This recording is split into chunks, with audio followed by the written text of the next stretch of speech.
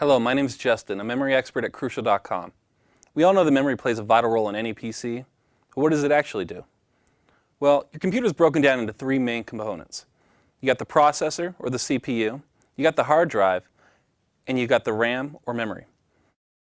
Now, think of your computer in terms of a kitchen. You got the processor, that's going to be your counter space.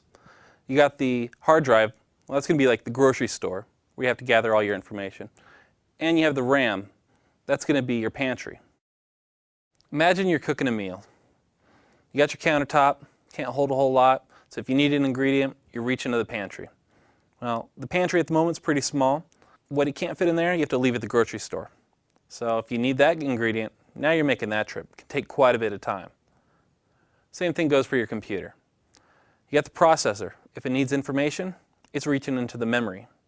Well, if your memory is small, you have to store that information on the hard drive. So now you're making that trip to the hard drive every time, which can take quite a bit of time compared to memory.